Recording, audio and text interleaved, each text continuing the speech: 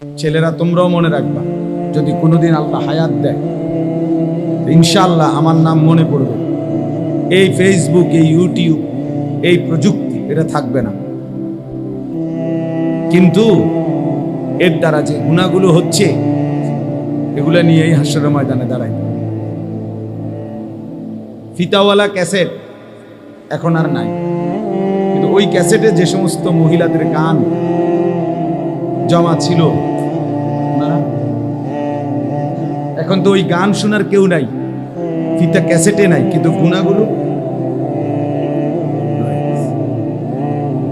গুনাহগুলো রয়ে গেছে। ওই বাদ্য, ওই ড্যান্স, সিডি ক্যাসেটে যেগুলো ছিল চ্যাপ্টা চ্যাপ্টা, সেগুলো এখন আর নাই, কিন্তু ওই নায়িকাদের নাচ, ওই নর্তকীদের নাচ, ওই গুনাহগুলো এগুলা রয়ে গেছে। এগুলা আমল নামার মধ্যে আছে কিনা বলেন?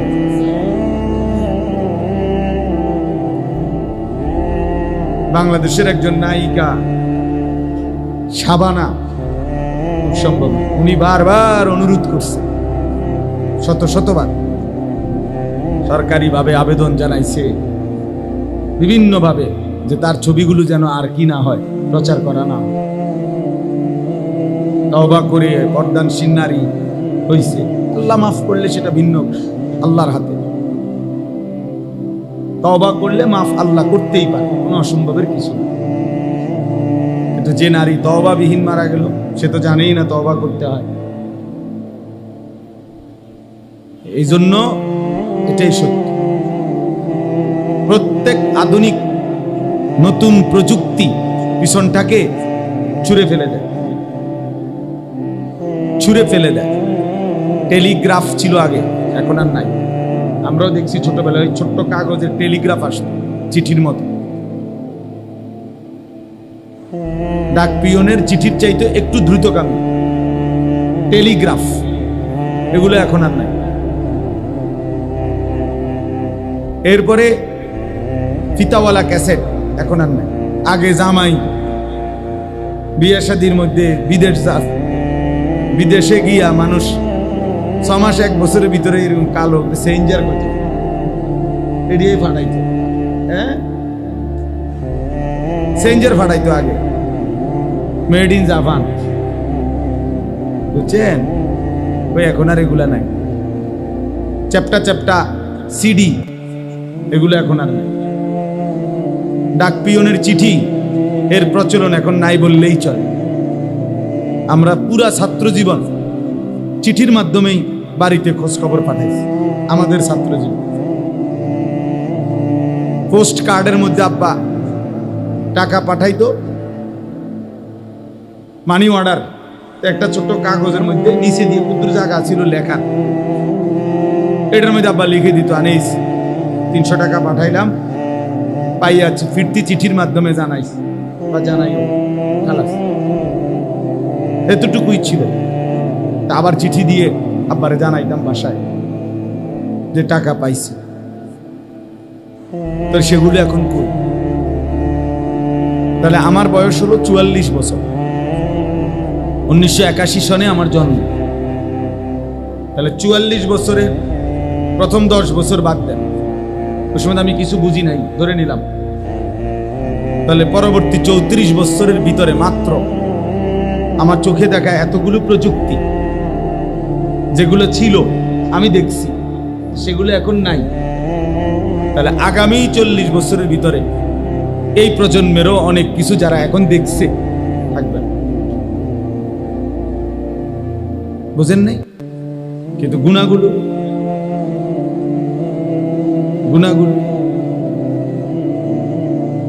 সেটা মুছবে কিভাবে? প্রত্যেকটা গুনাহ জমিন সংরক্ষণ করছে, প্রত্যেকটা গুনাহ দেহের অঙ্গ প্রত্যঙ্গের মধ্যে জমা আছে। ওয়াশাহিদা আলাইহিম সামউহুম ওয়া আবসারুহুম ওয়া জুলুদুহুম বিমা কানু ইয়ামালুন। আল্লাহ তাআলা বলেন, কান, চোখ এবং সারা দেহের চামড়া তোমাদের সমস্ত কর্মকাণ্ড সম্পর্কে আমি আল্লাহ তাআলার সামনে সাক্ষ্য দেব।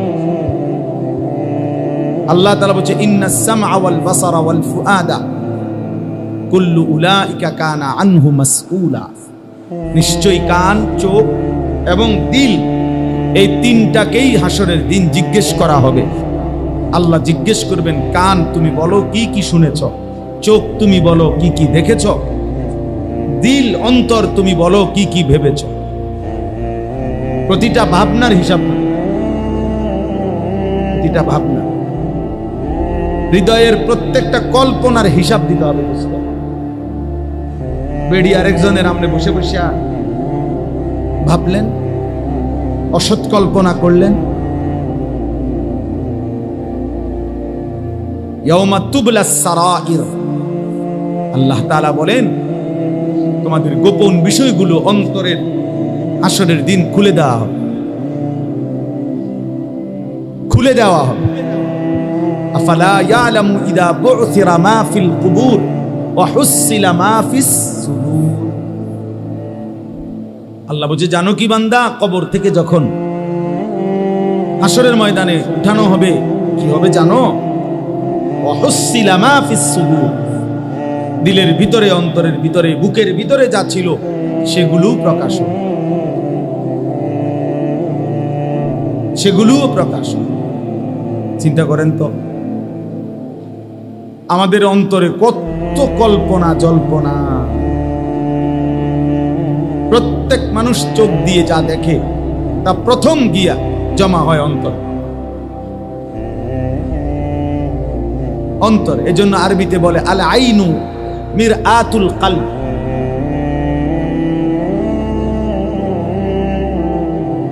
ওই আল আইনু মিরআতুল কলব, চোখ হৃদয়ের আয়না।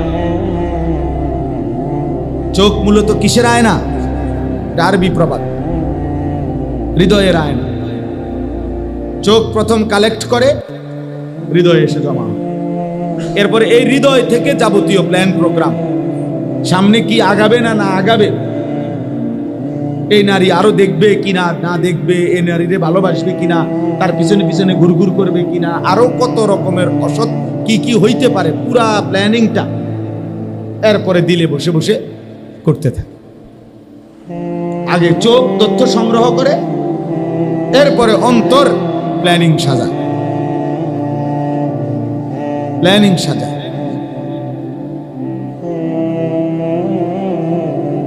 এই জন্য দোস্ত,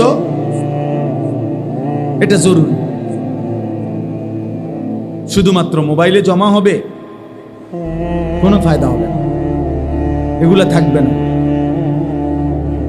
এই যে সমস্ত ছেলেরা ইউটিউবার, এই যে স্ট্যান্ড নিয়ে ভিডিও করে না জায়গায় জায়গায়, ওদের সাথে আমরা অনেকবার কথা বলছি। এদের এগুলোর মধ্যে অনেক বিধি নিষেধ আছে। কোন বক্তা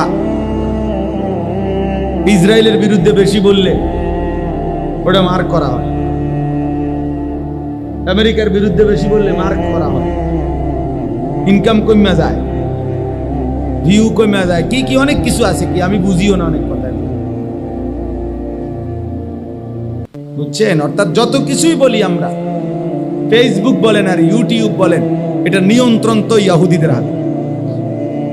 শতভাগ নিয়ন্ত্রণ কার হাতে? ওদের ভায়া না হয়ে আমাদের কাছে আসে না, ওরা আগে দেখে, এবং প্রত্যেক অক্ষর বা যে ভাষাই বলুক ইংলিশে ট্রান্সলেট হয়। কথা আমি যদিও বাংলা বলতেছি, শতভাগ ইংরেজিতে সেটা কি হয়? ট্রান্সলেট হয়। সবার, তারা প্রতি অক্ষর বোঝে কি বলতেছে।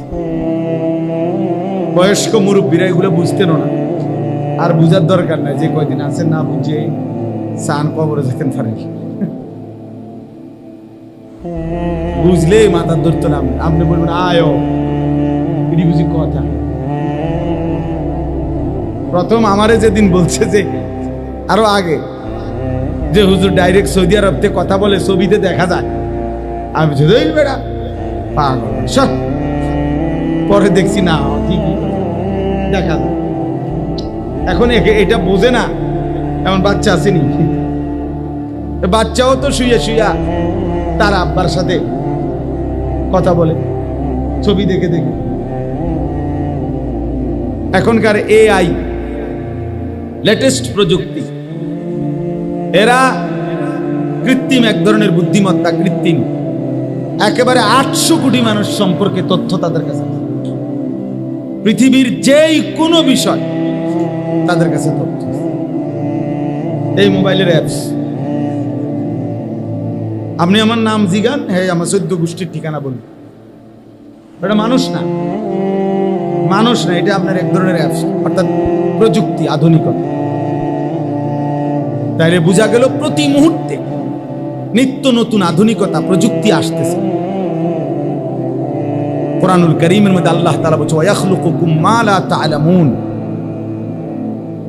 ওয়াল খাইলা ওয়াল বিগালা ওয়াল হামিরা লিতারকাবুহা ওয়া যিনা ওয়ায়াখলুকুকুম মা লা তা'লামুন।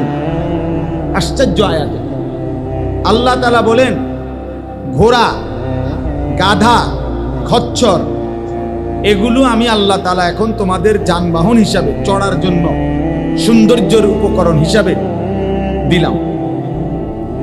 যেমন একজন লোকের একটা প্রাইভেট কার, এটা একটা সৌন্দর্যময় জিনিস, তার একটা বাহন।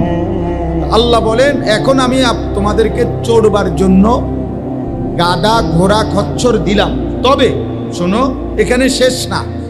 ওয়ায়াখলুকুকুম, আল্লাহ তোমাদের জন্য সৃষ্টি করতে থাকবেন মা লা তা'লামুন, যা তোমরা জানো না, সামনে আস্তে আস্তে বাড়তে থাকবে। ওয়ায়াখলুকু মা লা তা'লামুন, এবং তিনি সৃষ্টি করবেন ওই জিনিসগুলো যা তোমরা কি এখন জানো। তাইলে সেই গাধা, ঘোড়া, খচ্চর আধুনিক হইতে হইতে হইতে হইতে এখন কত অত্যাধুনিক যানবাহন, অত্যাধুনিক যানবাহন। আমরা যুগ যুগ ধরে, এক সময় ছিল হজে যাইতো আল্লাহর বান্দারা, আজ থেকে 50 বছর 100 বছর আগে,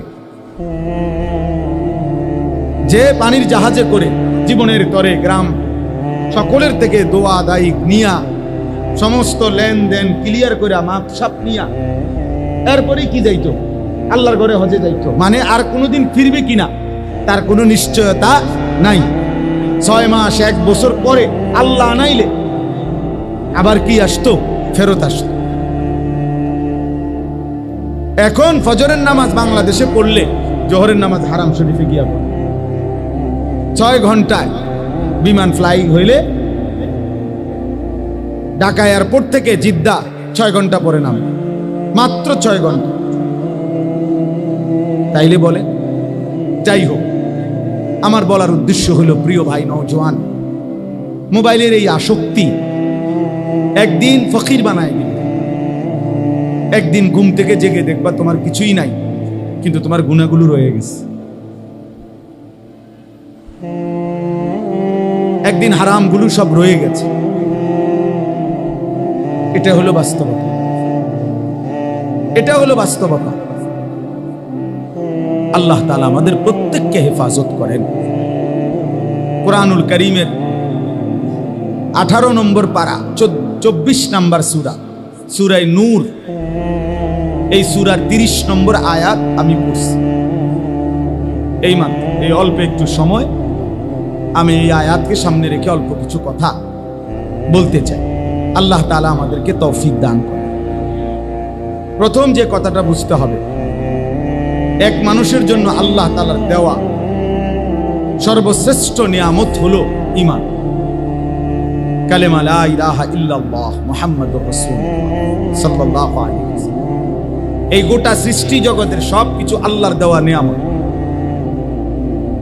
তন্মধ্যে সর্বশ্রেষ্ঠ নিয়ামত, পরিপূর্ণ নিয়ামত ঈমান। কুরআনুল কারীমের মধ্যে আছে ওয়া আসবাগা আলাইকুম নিআমাহু যাহিরাতাও ওয়া বাতিনা। আল্লাহ তাআলা বলেন তিনি তোমাদের উপরে তার নিয়ামত সমূহ প্রকাশ্য এবং গোপন সমস্ত নিয়ামত সমূহ আসবাগা পরিপূর্ণ করেছেন। ইসবাগ মানে পূর্ণ করা। তো তাফসীরের মধ্যে আছে কোন বান্দার উপরে আল্লাহর নিয়ামত পরিপূর্ণ হয় কখন? তখন 4 তলার 7 তলায় শেষ হয়। কি বলেন? উনি যেটা টার্গেট দিয়েছে 4 তলা বিল্ডিং, এটা যখন পূর্ণ শেষ হয়, অনেক মানুষ আমাদের দেশে বলে না হুজুর খাস দোয়া করবেন আল্লাহ আল্লাহ করে শুধু, আর এই 4 তলার ছাদটা যদি ঢালাই হয়, আল্লাহর রহমতে যদি ঘরটা একটু ফিনিশিং করে শেষ করতে পারি, আর একটা ছেলে দোয়া করেন তারে যদি একটু কোনো রকম চাকরি বাকরি বা বিদেশ একটা লাইন করে দিতে পারি, ছোট মেয়েগা যদি কোনো রকমে আল্লাহ আল্লাহ করে বিয়ে দিয়ে লাইতে আল্লাহর রহমতে, আর আপনার দোয়ায় 10 জনের দোয়ায় আর কোনো টেনশন নেই। মাশাআল্লাহ, জিন্দিগির মাকসাদ ক্লিয়ার। পৃথিবীতে যে উদ্দেশ্যে আসছিল 4 তলা শেষ করার জন্য, আল্লাহর দয়ায় 4 তলা শেষ হয়েছে। দুনিয়ায় আসার মাকসাদ ছিল ছোট ফোলাগা পর্যন্ত বিদেশ পাঠানো, আল্লাহর দয়ায় ফোলাগাও বিদেশ গেছে, মাইয়াগাও বিয়া দিছে।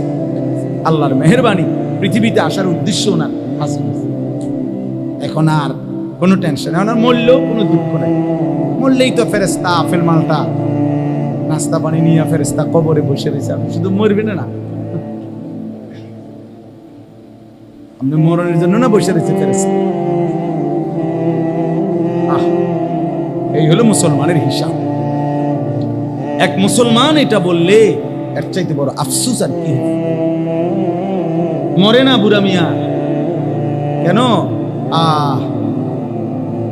মনে হয় নাতিকার বউ ছাইয়া যেতে পারতাম না, ঠিক তো না। জীবনের একটা আকাঙ্ক্ষা শেষ, এই নাতিকার বউটা যদি ছাইয়া যেতে পারত, মরল আর দুঃখ ছিল না। কারণ উনি জানে কবরে প্রথম প্রশ্ন আপনার নাতির বোন নাম কি। এটা হলো সুয়াল জবাব প্রথম না। এই জন্য উনি চাচা মরে না, নাইলে উনি আরো 2-4 বছর আগে মারা যাইত। শুধু নাতির বউগার লেগে মরে না। আফসোস, আমারে বলছি এটা, আমি মিথ্যা বললাম, আমাকে বলছি।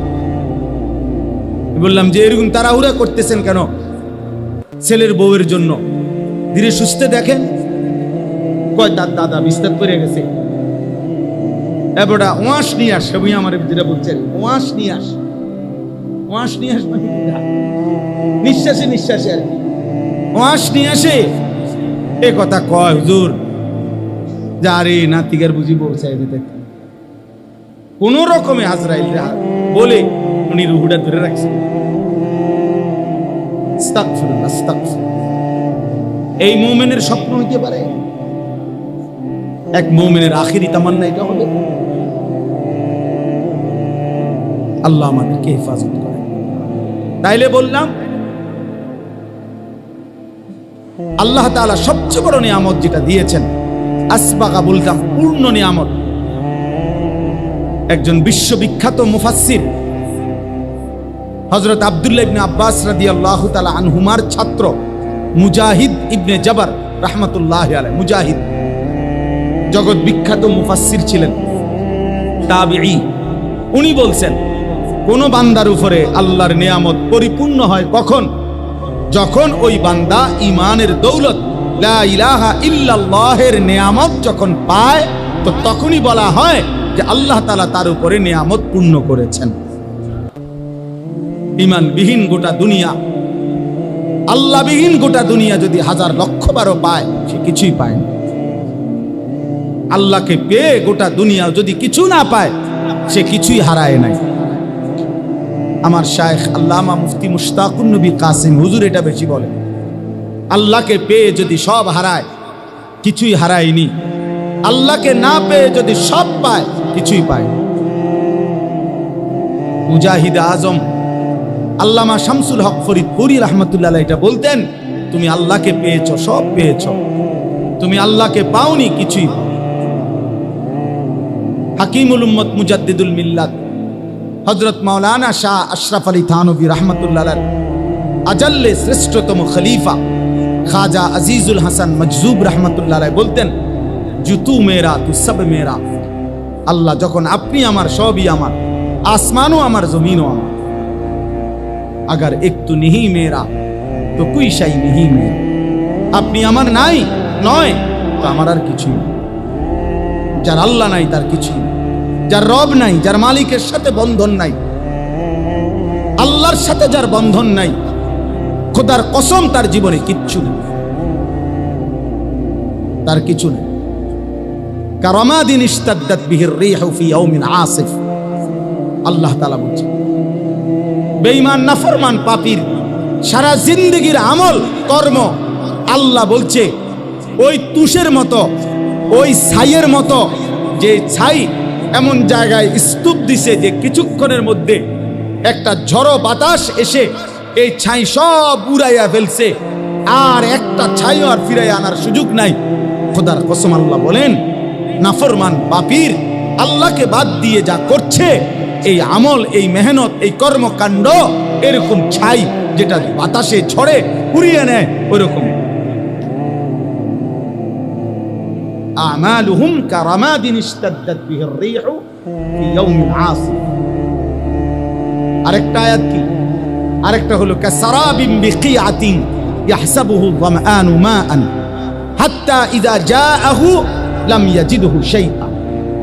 আল্লাহ বলে নাফরমান পাপীর সারা জীবনের কর্মকাণ্ড ওই রকম মরিচিকার মতো, যে তৃষ্ণার্ত ব্যক্তি প্রখর রৌদ্রের মধ্যে দূরে তাকিয়ে দেখে পানি থই থই করতেছে, যখন পানির কাছে গিয়ে যায় দৌড়াইয়া গিয়া দেখে কিছুই নেই। সারাবিন মরিচিকা, যে ভাবছিল ওইগুলো পানি, এই যে আমাদের এসব ফ্রিজ ডালা রাস্তার মধ্যেও প্রখর রৌদ্রে দূরে তাকায় দেখলে বোঝা যায় যে মনে হয় যেন কি পানি ঝকঝক করছে, কিন্তু কাছে গেলে কি আল্লাহ কোরআনে উদাহরণ দিয়েছে।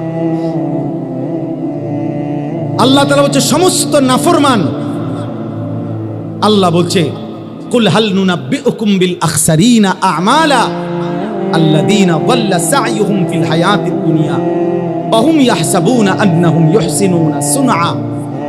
আল্লাহ বলছে সমস্ত পাপী নাফরমান, সমস্ত হারামখোর, আল্লাহর অবাধ্যতা করে উপার্জনকারী যা করেছে দুনিয়ায়, আল্লাহ তাআলা বলে খাসারা, খাসারা, লস, লস, ক্ষতিগ্রস্ত, ক্ষতিগ্রস্ত। যারা মনে মনে ভাবছিল আমি বড় সুন্দর সুন্দর কাজ করেছি, হুজুর বিল্ডিং করেছি দেখার মতো, একটা বাউন্ডারি ওয়াল দিছি ছায়া থাকার মতো, একটা গেট করছি 3 লাখ টাকা SS5 এর গেট, এক একটা দরজা বিশ্বাস করেন হুজুর একদম মালয়েশিয়ান সেগুন কাঠ, 1 লাখ টাকার কমে একটা দরজা নাই। ইয়াকুলু আহলাকতু মালাল লুবাদা, দুনিয়ার সাজানোর জন্য অনেক টাকা খরচ করছি। আল্লাহ তাআলা বলেন ও ভেবেছিল অনেক সুন্দর কিছু করেছে, আসলে ও খাসারা, ও লস, লস, ক্ষতিগ্রস্ত, ক্ষতিগ্রস্ত। আখসারিন, ও ক্ষতিগ্রস্ত। কুলু আহলাকতু মালাল লুবাদা আয়াহসাবু আল্লাম ইয়ারাহু আহাদ। আল্লাহ বলে নাফরমান বলে আমি অনেক টাকা খরচ করেছি দুনিয়ার জন্য। রব্বুল আলামিন বলে সে কি জানে না? তাকে জিজ্ঞেস করে দেখো, তাকে কি কেউ দেখে না? আল্লাহ কি মিথ্যাগুলো দেখে নাই? আল্লাহ বুঝি সুদের টাকা দেখে নাই? আল্লাহ বুঝি ঘুষের টাকা দেখে নাই? আল্লাহ বুঝি কিস্তির টাকাগুলো দেখে নাই? আল্লাহ বুঝি ওজনে কম দেওয়া টাকাগুলো দেখে নাই? আল্লাহ বুঝি হারাম কথাগুলো দেখে নাই? আল্লাহ বুঝি কাস্টমারের সাথে মিথ্যা যে বলেছো আল্লাহ বুঝি দেখে নাই? দেখে নাই? হ্যাঁ, দেখে নাই? আয়াহসাবু আল্লাম ইয়ারাহু আহাদ। আল্লাহ বলে সে কি ভেবেছে তাকে কেউ দেখে নাই?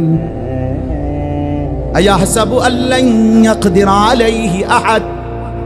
আল্লাহ বলে সে কি ভেবেছে তার উপরে কারো কোনো ক্ষমতা নাই? নাই। কথা বলেন না?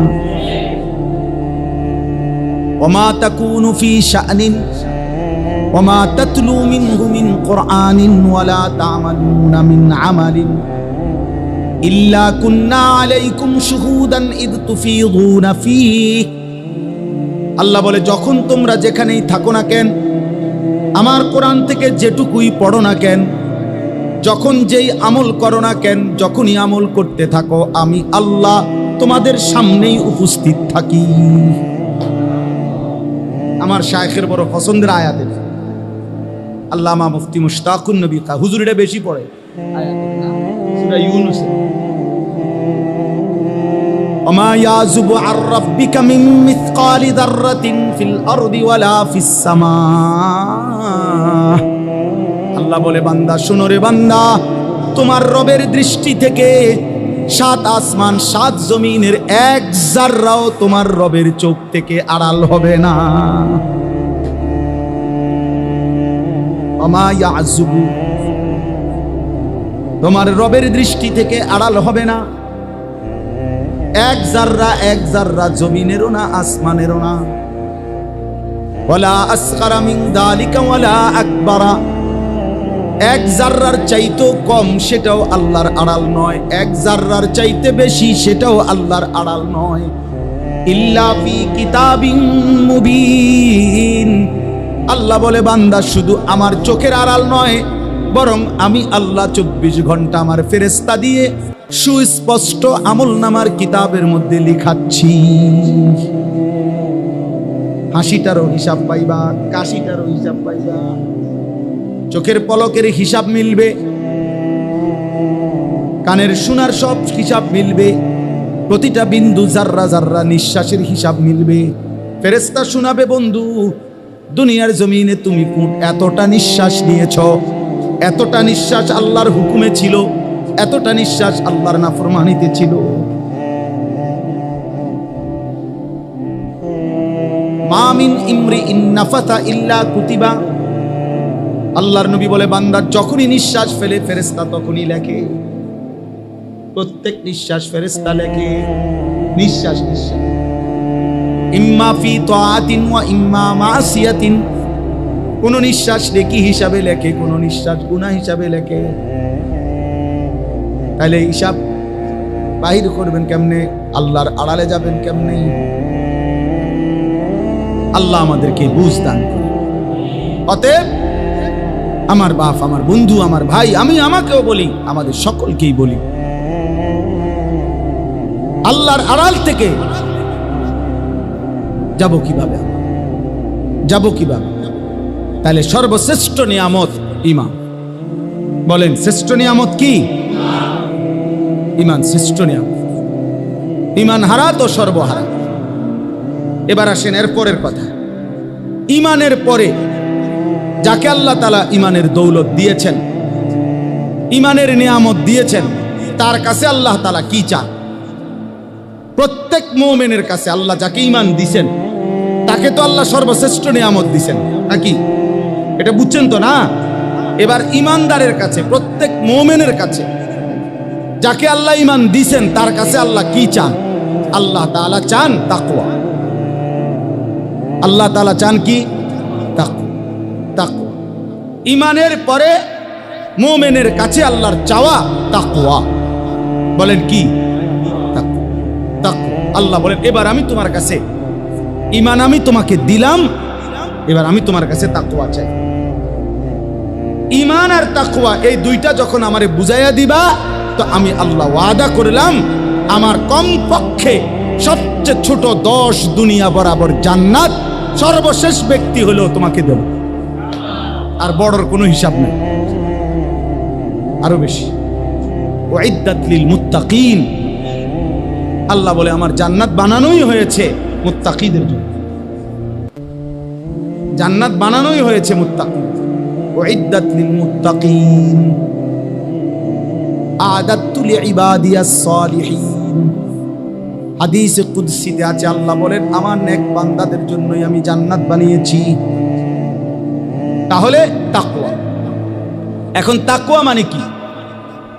আল্লাহ যেটা আমাদের কাছে চায়, তাকওয়া মানে 2 জিনিস। 1 নাম্বার হলো গুনাহ ছেড়ে দেওয়া, 2 নাম্বার হলো আদেশ পালন করা। 1 নাম্বার কি? আবার বলে শুনেন, গরম লাগলে কোনো অসুবিধা না, গরম লাগলে মরতেন না, গরম লাগলে মারা যায় না, মরলে আরো আগে মরে গেলেন। গরম তো আরো আগে দিনও ছিল, তো কাজে এটা নিয়ে তো টেনশনের কিছু নেই। গরম লাগো আল্লাহর জন্য, এটুকু গরম সয়ে যদি এই ঘামের বিনিময় রব যদি বলে মাফ করে দিলাম, কেমন হবে বলে? কোরআনুল কারীমের মধ্যে স্পষ্ট আছে, সূরা তাওবার মধ্যে। মদিনায় নবীজি যখন সাল্লাল্লাহু আলাইহি সাল্লাম, প্রচন্ড গরম, তখন মদিনায় খেজুর পাকার মৌসুম, তীব্র গরম পড়ছিল। এরকম সময়ে আল্লাহর নবী তাবুকের যুদ্ধে 30,000 সাহাবী নিয়ে নবীজির জীবনের সবচেয়ে দূরের যুদ্ধে রওনা দিছিলেন। ওই যুদ্ধটাই ছিল নবীজির জীবনের সবচেয়ে দূরের সফর। প্রায় 16 থেকে 17 দিন পায়ে হাঁটার রাস্তা, এত দূরত্ব, এত দূরত্ব। তো এই দূরত্বের আপনার তাবুক, এখনো এই এলাকা আছে তাবুক নামেই। তো এই রওনা যখন দিছে তখন মদিনার মধ্যে তীব্র গরম ছিল। এমনিতেই আরবের গরম আমাদের চাইতে বেশি না, কথা বলেন না? তো ওই সময় ছিল আরো বেশি।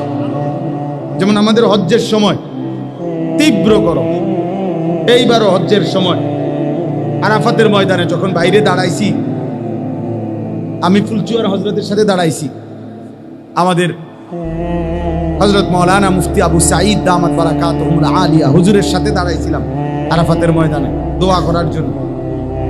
মনে হয় যেন গরমের রৌদ্রে মানে পাওটা যেন পুড়ে গেছে, সুতরাং মনে হয় যেন আগুনের গোলা মারতেছে, এত গরম, এত তীব্র গরম। তো মদিনায় তখন তীব্র গরম ছিল, ফল পাকার মৌসুম, খেজুরের। আল্লাহ নবী সাল্লাল্লাহু আলাইহি সাল্লাম রওনা দিছেন, সাহাবারা রওনা দিছেন। মদিনার মুনাফিকরা, নামদারি মুখোশধারী মুসলমান মুনাফিক, হৃদয়ে যাদের ঈমান নাই, মুখে যারা মুসলিম বলতো, এমন মুনাফিকগুলো মুসলমান সাহাবীদেরকে টিটকারি করতেছিল আর বলতেছিল, লা তানফিরু ফিল হার। এইটা কোরআন শরীফ না? কোন সূরা? সূরা তাওবা। লা তানফিরু ফিল হার, এই গরমের মধ্যে তোমরা বের হইও না, সাবধান। এনতিকা বেশিতে বেশি জংশন পর্যন্ত যাইতে পারবা, এর বেশি মনে হয় যাইতে পারতা না। এই গরমে মইরা শীতে দেখবে, মানে এত গরম। আর কোথায় তাবুক? তোমরা তো পথেই মারা যাইবা সব। এই ঠাট্টা করছিল আর হাসতেছিল, দেখছো যে কেমন বেকুব, এই গরমের মধ্যে বুঝি মানুষের যুদ্ধে যায়। এই তখন আল্লাহ তাআলা বলছে, বন্ধু জবাবটা আমি দিচ্ছি, আমি জবাব দিচ্ছি দোস্ত। আল্লাহ বলেন, আপনি বলেন বেঈমান মুনাফিকরে, কুল নারু জাহান্নামা আশাদ্দু হাররা, এই নাফরমান শুনো, জাহান্নামের আগুনের গরম তার চাইতে অনেক বেশি গরম। ফালিয়াদহাকু কালিলা ওয়ালিয়াবকু কাসীরা। আর আল্লাহ বলছে, বন্ধু বলেন ওদেরকে কম হাসতে, বেশি কাঁদতে বলেন, জাহান্নামের আগুন তাদের জন্য অপেক্ষা করছে। আর আমার এই মুমিন বান্দারা এই গরমের ঘামে, এই ঘামে তাদের ঘাম মুছতে মুছতে জাহান্নামের আগুন নিভাই, আর ওদের জন্য জাহান্নামের আগুন অপেক্ষা করছে। কম হাসতে বলেন, মস্কারি করো, মস্কারি, উলামায়ে কেরামকে নিয়ে মস্কারি, আল্লাহর ইবাদতকে নিয়ে মস্কারি। চলো, ইন্নাল্লাযীনা আজরামু কানু মিনাল্লাযীনা আমানু ইয়াদহাকুন। আল্লাহ বলেন কোরআনে, আজকে নাফরমানরা, পাপীরা ঈমানদারকে নিয়ে হাসে, ইয়াদহাকুন। আল্লাহ ওয়াদা দিছে, আল্লাহ ওয়াদা দিছে, মুমিন তুই ঘাবড়াইস না বান্দা, সিজদা দে আমার বান্দা, গুনাহ ছেড়ে দে বান্দা, নাফরমানি ছেড়ে দে বান্দা। আমি আল্লাহ ওয়াদা দিলাম, ফালিয়াউমাল্লাযীনা আমানু মিনাল কুফফারি ইয়াদহাকুন। সেদিন হাসরের ময়দানে আমার মুমিন বান্দা এই বেঈমানদেরকে নিয়ে হাসবে। আজ বেঈমান তুই হাস, সেদিন আমার বান্দা হাসবে। ঈমান আখিরাত, আল্লাহর ওয়াদা, আল্লাহর ওয়াদা এটা। এজন্য দয়া করে, গরম কোনো সমস্যা না, বিনিময়ে যদি আল্লাহ মাফ করে দেয়, কি বলেন, যদি আল্লাহ মাফ করে দেয় তাহলে কম পুঁজিতে বেশি মুনাফা, কম কষ্টে বেশি পুরস্কার। আল্লাহ আমাদেরকে মাফ করে দেন। চলেন, আমি দেরি করব না, আমি তাড়াতাড়ি করতেছি। আমার এই আয়াতের অর্থ বলার জন্য আমি যাচ্ছিলাম কাছে। তো আল্লাহ তাআলা আমাদের কাছে চান তাকওয়া। আমরা এখানে আলহামদুলিল্লাহ সবাই মুসলমান কিনা, মুমিন কিনা বলেন? আলহামদুলিল্লাহ। অতএব আল্লাহ তাআলা আমাদের কাছে চায় তাকওয়া। তাকওয়া মানে দুই অর্থ, গুনাহ ছেড়ে দেওয়া, তারকুল মুনকারাত, ফি'লুল খায়রাত। তাকওয়ার অর্থ হলো গুনাহ ছেড়ে দেওয়া আর আদেশ পালন করা। তাহলে এই দুইটার মধ্যে আপনি বলছি, আমি শুনছেন যে দুইটার মধ্যে প্রাধান্য, এক নাম্বার প্রথম কোনটা? তাকওয়ার মধ্যে প্রথম কোনটা বলেন না, সবাই বলেন। এই জন্য একজন মুমিন জান্নাতে যাওয়ার জন্য, জাহান্নাম থেকে বাঁচার জন্য প্রথম ডিউটি ঈমানের পরে গুনাহ ছেড়ে দাও। গুনাহ ছেড়ে দাও। যেমন মনে করেন সতর খোলা রাখা, এটা কি গুনাহ না নেকি?